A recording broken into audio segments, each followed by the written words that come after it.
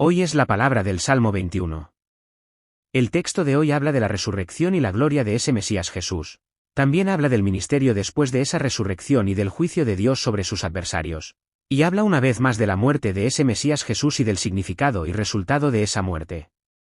Entonces, ¿cómo habla de esto? Hoy queremos investigar sobre esto y compartir la gracia. En primer lugar, el texto de hoy habla de la resurrección y la gloria del Mesías Jesús. En el Salmo 21, 1-2 del texto de hoy dice: Oh Jehová, el Rey se alegra en tu poder, y en tu salvación se goza mucho. Le has dado el deseo de su corazón, y no le retiraste la petición de sus labios. Selah. Oh Jehová, el Rey se alegra en tu poder, y en tu salvación se goza mucho. Aquí, Rey, se refiere al Mesías Jesús, quien vino a este mundo vistiendo un cuerpo carnal, murió derramando su sangre en la cruz y fue sepultado en una tumba. Es decir, aunque ese Mesías Jesús vino a este mundo en un humilde cuerpo carnal y murió derramando su sangre en la cruz, en realidad su estatus es el de Rey. Esto significa que el Mesías Jesús es igual a Dios, quien creó este mundo y todo este universo y todas las cosas, y gobierna y rige todo lo que creó según su voluntad. También aquí, tu poder, y tu salvación, se usan de manera paralela, complementando el significado entre sí, lo cual se refiere a que Dios hizo que ese Mesías Jesús volviera a vivir de entre los muertos. Es decir, Dios hará que ese Mesías Jesús vuelva a vivir de entre los muertos con su gran poder. Entonces, el Mesías Jesús se alegrará y gozará mucho por esto. Le has dado el deseo de su corazón, y no le retiraste la petición de sus labios. La resurrección del Mesías Jesús es el resultado de que Dios no rechazó sino que escuchó el deseo del corazón y la petición de los labios de ese Mesías Jesús. Entonces, ¿qué son aquí el deseo del corazón y la petición de los labios? Se refiere a la súplica de este Mesías Jesús. Es decir, podemos ver que Jesús, antes de morir derramando su sangre en la cruz, se acercó a Dios y suplicó. Viendo en Mateo capítulo 26. Padre mío, si es posible, pase de mí esta copa, pero no sea como yo quiero, sino como tú, Padre mío. Si no puede pasar de mí esta copa sin que yo la beba, hágase tu voluntad. Se puede ver que está orando así. Hágase tu voluntad. Esta oración no es para pedir que Jesús mismo sea salvado de ese sufrimiento de la cruz. Es decir, no es para pedir que se evite morir derramando sangre en la cruz. Al contrario, es para pedir que se haga conforme a la voluntad y deseo de Dios. Es decir, es para pedir que se cumpla el propósito por el cual Dios mismo envió a Jesús a este mundo. Entonces, ¿cuál es el propósito por el cual Dios envió a Jesús a este mundo? Es para que, al morir derramando sangre en la cruz, salve a todo aquel que cree en esto, quitando todos sus pecados y declarándolo justo gratuitamente. Por lo tanto, conforme a esta voluntad y propósito de Dios, pide que se pueda lograr esto al morir derramando sangre en la cruz. ¿Y cómo más está orando Jesús? Viendo en Juan capítulo 17. Santifícalos en tu verdad, Padre, aquellos que me has dado, quiero que donde yo estoy, también ellos estén conmigo. Se puede ver que está orando así. Al final, esta oración también es para que Dios, al hacer que Jesús mismo muera derramando sangre en la cruz, santifique a todo aquel que cree en esto, para que puedan estar junto a Jesús mismo en aquel reino de los cielos donde Él está. Esto, dicho de otra manera, es pedir que recuerde, cumpla y consume aquel pacto de redención que habían establecido antes de la eternidad. No, Jesús mismo morirá derramando sangre en la cruz según ese pacto de redención, por lo que pide que lo haga volver a vivir de entre los muertos según ese pacto de redención y le permita continuar llevando adelante esa obra de salvación. Precisamente esta es la súplica de ese Mesías Jesús. ¿Qué les parece? El texto de hoy dice que esta resurrección del Mesías Jesús es la señal y garantía de que todas estas súplicas del Mesías Jesús han sido respondidas, o mejor dicho, de que todas serán respondidas en el futuro. Es decir, esta resurrección del Mesías Jesús es la señal y garantía de que Dios ha aceptado todas las súplicas de este Mesías Jesús, ha recibido con agrado ese ministerio, y cumplirá todo el plan de salvación a través de ese Mesías Jesús hasta el fin de este mundo. Por lo tanto, ese Mesías Jesús llegará a estar sumamente alegre y gozoso debido a su resurrección. Entonces, ¿cuál es otra razón por la cual ese Mesías Jesús se alegra y goza debido a esa resurrección? En el Salmo 21, 3-6 del texto de hoy dice: Porque le has salido al encuentro con hermosas bendiciones, corona de oro fino has puesto sobre su cabeza. Vida te pidió, y se la diste, largura de días por siglos y siglos. Grande es su gloria en tu salvación, honra y majestad has puesto sobre él. Porque lo has bendecido para siempre, lo llenaste de alegría con tu presencia. Porque le has salido al encuentro con hermosas bendiciones. Ahora, delante de esta frase se usa la conjunción hebrea, ki, para hablar de la razón por la cual el Mesías Jesús se alegra y goza después de resucitar de entre los muertos. La razón es que Dios se encontrará y recibirá al Mesías Jesús con hermosas bendiciones. ¿Qué significa esto? Los reyes de la antigüedad solían recibir con alegría al general que regresaba con una gran victoria de la guerra. Ofrecían un gran banquete para ese general y el ejército, daban grandes premios y también consolaban y celebraban sus esfuerzos a través de actuaciones de celebración. Esto es igual para Dios.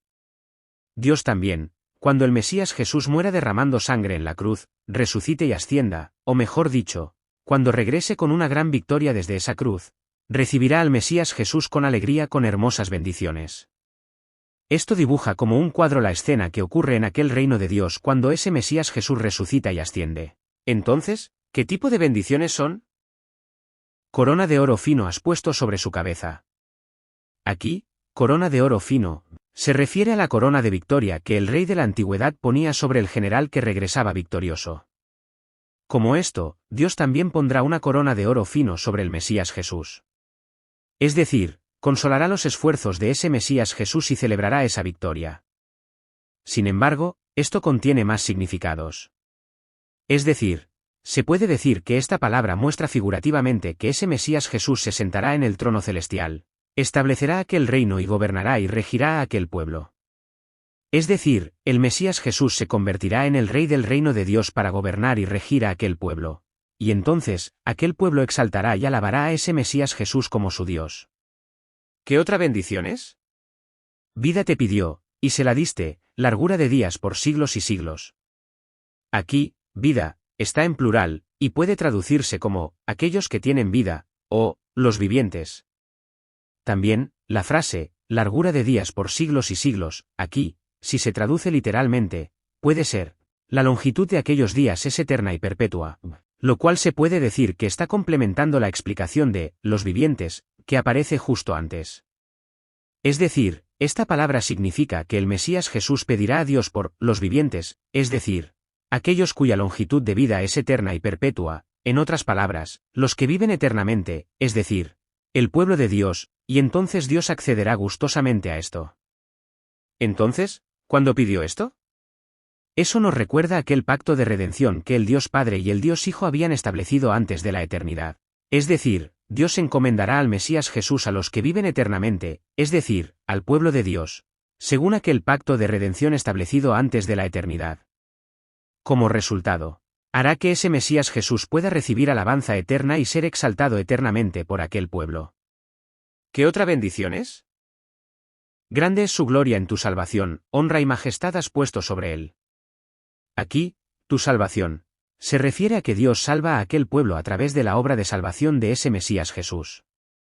Es decir, podemos ver que el Mesías Jesús actúa enviando al Espíritu Santo, llamando, enseñando y haciendo comprender a cierta persona para que esa persona pueda creer en el mérito de la sangre de Jesucristo. Entonces, podemos ver que Dios quita todos los pecados de esa persona, la declara justa gratuitamente y la declara pueblo de Dios. Se refiere a toda esa obra de salvación de Dios. Es decir, Dios manifestará grandemente la gloria de ese Mesías Jesús a través de esa obra de salvación, y vestirá a ese Mesías Jesús con honra y gloria. Aquí, has puesto sobre él, vestir, tiene el significado de, coincidir, hacer igual, expresando la imagen del Mesías Jesús rebosante de gloria, majestad y honra. No, representa la imagen en la que el Mesías Jesús y la, gloria, majestad y honra, no están separados, sino que se han vuelto uno. Es decir, Dios hará que la gloria, majestad y honra de ese Mesías Jesús rebosen a través de esa obra de salvación. Esto podemos confirmar hoy que se ha cumplido y consumado a través de la imagen de nosotros, los que hemos recibido la salvación, llamando a ese Mesías Jesús, mi Dios, mi Salvador, mientras lo alabamos y exaltamos sumamente. Porque lo has bendecido para siempre, lo llenaste de alegría con tu presencia. De esta manera, Dios dará bendición eterna al Mesías Jesús. No, todas estas bendiciones de las que se ha hablado hasta ahora nunca se marchitarán, nunca se extinguirán y serán eternas. Como resultado, Dios hará que ese Mesías Jesús viva eternamente alegre y gozoso ante Dios. Bien, ¿qué les parece? Basándonos en todas estas cosas para observar, se puede decir que esta resurrección del Mesías Jesús es la señal de Dios y el sello que garantiza todas estas bendiciones de las que se ha hablado hasta ahora. Por lo tanto, ese Mesías Jesús llegará a estar sumamente alegre y gozoso debido a su propia resurrección. Resurrección y del juicio de Dios sobre sus adversarios. En el Salmo 21, 7-10 del texto de hoy dice: Por cuanto el rey confía en Jehová, y por la misericordia del Altísimo, no será conmovido. Alcanzará tu mano a todos tus enemigos, tu diestra alcanzará a los que te aborrecen. Los pondrás como horno de fuego en el tiempo de tu ira, Jehová los deshará en su furor, y fuego los consumirá. Su fruto destruirás de la tierra, y su descendencia de entre los hijos de los hombres. Por cuanto el rey confía en Jehová, y por la misericordia del Altísimo, no será conmovido. Aquí, rey, se refiere, por supuesto, al Mesías Jesús del que se ha hablado hasta ahora. Es decir, dice que el Mesías Jesús continuará llevando adelante esa obra de salvación al creer y confiar en Jehová Dios. Aquí, esta misericordia se refiere al amor pactado de Dios. Entonces, ¿qué es este amor pactado? Se refiere al maravilloso amor de Dios, quien nos aprecia y ama tanto que envió a este mundo a su único Hijo unigénito, e incluso permitió que muriera derramando su sangre en la cruz. Es decir, el Mesías Jesús vino a este mundo vistiendo un cuerpo carnal para esto, y murió derramando sangre en la cruz para esto. Dicho de otra manera, el Mesías Jesús continuará llevando adelante esta obra de salvación incluso después de resucitar y ascender. Es decir, la obra de salvación del Mesías Jesús no se conmoverá, ni se deslizará, ni retrocederá por el hecho de haber muerto derramando sangre en la cruz, sino que continuará. No, continuará con aún más fuerza y poder. Alcanzará tu mano a todos tus enemigos, tu diestra alcanzará a los que te aborrecen. Esta palabra es ahora una expresión sinécdoque, que representa toda la obra de salvación que el Mesías Jesús realizará después de resucitar. Es decir, representa todo este ministerio de salvar al enviar al Espíritu Santo a los que creen, y a través de esto hacerles conocer a Dios, conocer el mérito de la sangre preciosa, y también hacerles conocer y creer sobre el juicio, el cielo y el infierno. Aquí se enfatiza especialmente la guerra contra las fuerzas de Satanás que se lleva a cabo dentro de esa obra de salvación. Es decir, la obra de salvación del Mesías Jesús será como una batalla. Como aparece en Apocalipsis capítulo 19. Será como un rey montado en un caballo blanco, con una espada larga en su mano, persiguiendo y atacando a sus enemigos. Aquí, tu mano, y tu diestra, son expresiones antropomórficas que simbolizan el gran poder del Mesías Jesús, y todos tus enemigos, y los que te aborrecen, se refieren a las fuerzas de Satanás que se oponen al Mesías Jesús y estorban y obstaculizan la obra de salvación. También aquí, la palabra, alcanzará, encontrar, tiene el significado de, alcanzar persiguiendo, atacar persiguiendo, expresando que el Mesías Jesús pisoteará y destruirá las fuerzas de Satanás, como si aniquilara al enemigo en el campo de batalla. Es decir, el Mesías Jesús aniquilará y destruirá a todas las fuerzas de Satanás a través de esa obra de salvación, como si aniquilara al enemigo en el campo de batalla. Los pondrás como horno de fuego en el tiempo de tu ira. Habla sobre el resultado de esa obra de salvación. Aquí, el tiempo de tu ira, se refiere al tiempo del juicio de Dios que habrá al final de este mundo. También aquí, tú, en segunda persona indica que el que será el juez es el Mesías Jesús. Es decir, aquel rey, ese Mesías Jesús, se convertirá en el juez en el tiempo del juicio y juzgará a las fuerzas de Satanás con ira. Entonces, ¿cómo los juzgará? Los pondrá como horno de fuego. Aquí, poner como horno de fuego, significa que el juicio de este Mesías Jesús será exactamente igual a cuando arrojamos cualquier pedazo de hierro dentro de un horno de fundición y en segundos se quema todo y se derrite todo. Es decir, el Mesías Jesús arrojará a las fuerzas de Satanás a aquel lago de fuego eterno del infierno en el tiempo del juicio. Dicho de otra manera, arrojará a aquel lago de fuego eterno del infierno a todos aquellos que no creyeron en el mérito de la sangre del Hijo unigénito y solo siguieron a Satanás, convirtiéndose en esclavos de aquel Satanás. Entonces, ¿Qué sucederá? Jehová los deshará en su furor, y fuego los consumirá. Aquí aparece de repente el nombre, Jehová. Esto enfatiza una vez más que el juez, el Mesías Jesús, es Jehová Dios. No, este Rey, este Mesías Jesús, es igual a Jehová Dios. Es decir, esta palabra significa que debido al furor del juez Mesías Jesús, todas las fuerzas de Satanás caerán en aquel lago de fuego eterno del infierno, y entonces, el fuego violento del infierno los consumirá a todos ellos. No, todas las personas que no crean en el mérito de la sangre de Jesucristo caerán en aquel lago de fuego eterno del infierno y sufrirán eternamente. Su fruto destruirás de la tierra, y su descendencia de entre los hijos de los hombres. Aquí, su fruto, y su descendencia, se refieren a todos los incrédulos de este mundo que se convirtieron en esclavos de Satanás, que viven siguiendo el engaño y la tentación de Satanás, y que por eso caen en aquel lago de fuego eterno del infierno. También aquí, tierra, se refiere al cielo nuevo y la tierra nueva, es decir, aquel cielo que se dará al final de este mundo, y, hijos de los hombres, vidas, aquí se refiere a aquellos ciudadanos celestiales que entrarán en aquel cielo. Es decir, la descendencia de Satanás, esos incrédulos, todos serán destruidos eternamente por el juicio del Mesías Jesús. Dicho de otra manera, no podrán entrar en aquel cielo eterno y no podrán estar juntos entre el grupo del pueblo de Dios. Dicho de otra manera, solo el pueblo de Dios que cree que ese Mesías Jesús es el Dios Hijo y cree en el mérito de la sangre preciosa, entrará en esa tierra, aquel cielo, y solo ese pueblo disfrutará de la bienaventuranza eterna y vivirá para siempre. Por último, el texto de hoy habla una vez más de la muerte de ese Mesías Jesús y del significado y resultado de esa muerte. En el Salmo 21, 11-13 del texto de hoy dice: Porque intentaron el mal contra ti, fraguaron maquinaciones, mas no prevalecerán. Pues tú los pondrás en fuga, en tus cuerdas dispondrás las saetas contra sus rostros. Engrandécete, oh Jehová, en tu poder, cantaremos y alabaremos tu poder. Porque intentaron el mal contra ti, fraguaron maquinaciones, mas no prevalecerán. Esta palabra habla ahora de manera resumida de todo lo que el Mesías Jesús sufrirá por parte de sus adversarios, cuando venga a este mundo vistiendo un cuerpo carnal. Aquí, ellos, se refiere a Satanás, quien usará toda clase de planes y estratagemas para estorbar el ministerio de este Mesías, y a los enemigos del Mesías Jesús que seguirán el engaño de aquel Satanás. Es decir, esta palabra dice que Satanás y las multitudes que lo siguen realizarán toda clase de estorbos y ataques para obstaculizar el ministerio de este Mesías Jesús, para torcer ese camino. Sin embargo, nunca podrán llevar a cabo esa estratagema y plan. ¿Cómo sucedió esta profecía? Unos 1000 años después de que se anunció esta profecía, Dios envió a su Hijo unigénito según su plan.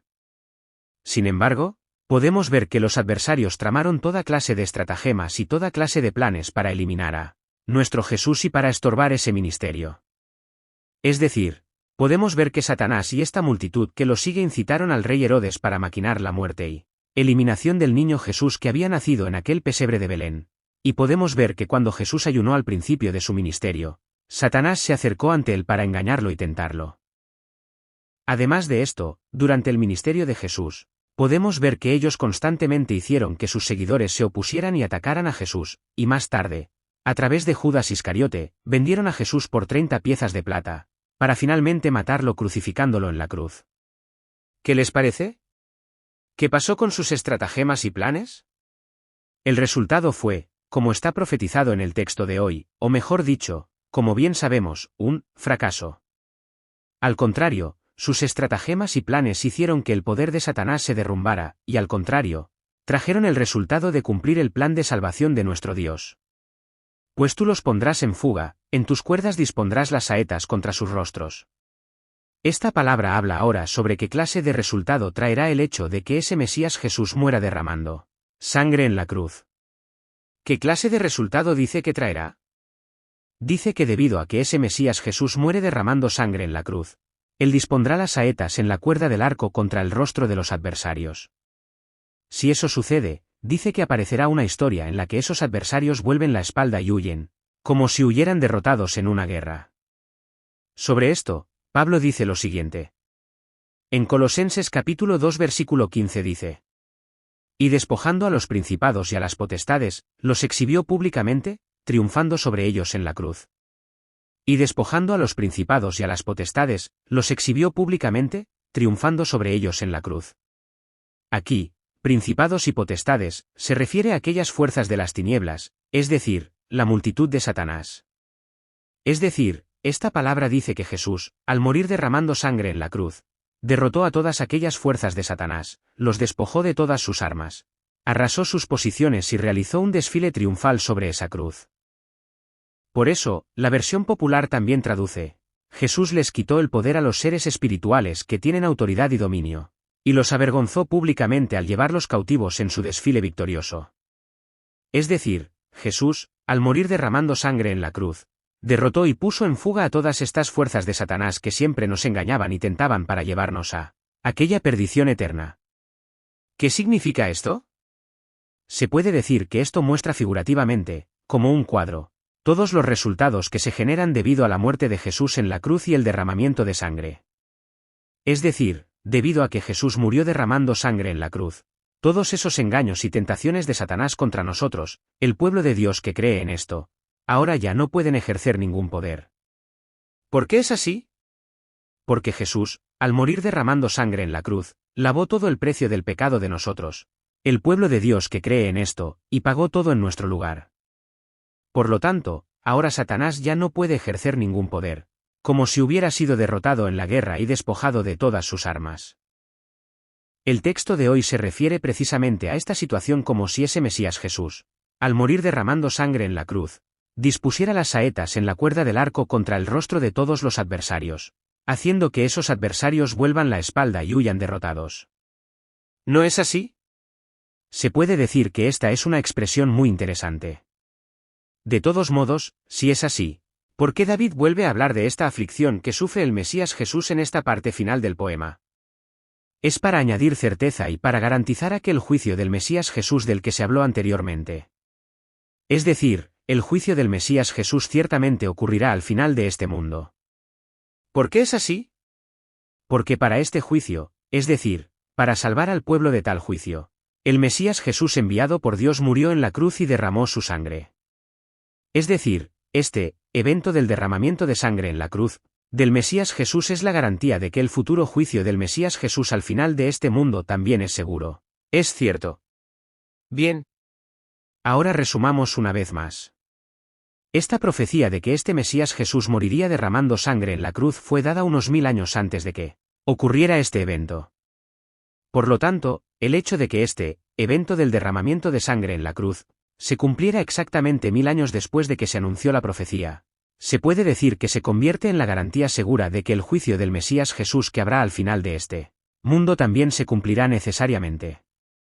Como el método de profecía de perspectiva cercana y lejana, es decir, a través del cumplimiento de la profecía anterior, otra profecía que se da a continuación también se cumplirá necesariamente, se puede decir que es un método de profecía.